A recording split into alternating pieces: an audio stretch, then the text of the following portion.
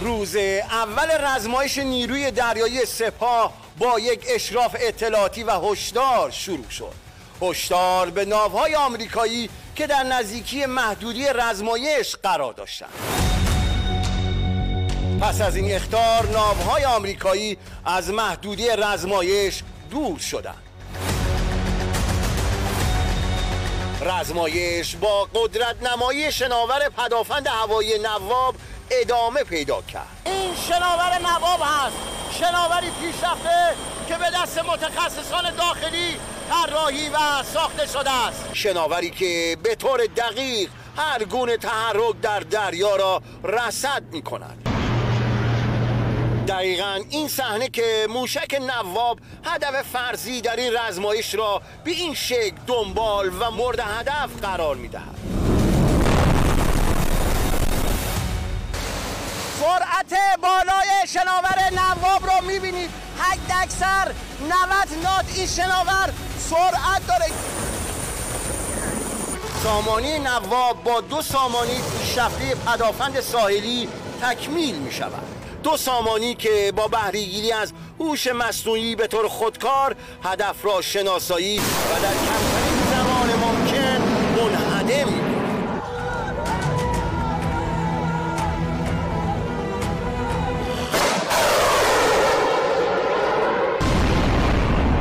هم اشراف زیر سطح رو انجام میدیم تو این رزمایش، هم اشراف سطح رو انجام میدیم، هم بالای ارتفاع رو انجام میدیم. ما در خلیج فارس اشراف اطلاعاتی دائمی داریم، اما در رزمایش ها بهش به نوعی هدفمندانه باش عمل میکنیم، بهش خط و خطوط میدیم، مسیر میدیم که به چه شکل کار انجام میدیم. همچنین در رزمایش امروز موشک‌های قدرتمندی به سوی اهداف فرضی شلیک شد.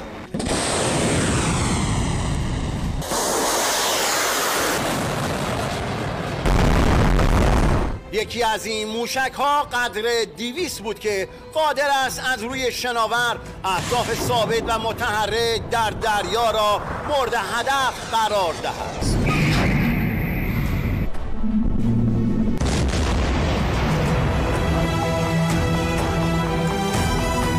در رزمایش نیروی دریایی سپاه ریزپرنده‌ها وارد عمل می‌شوند.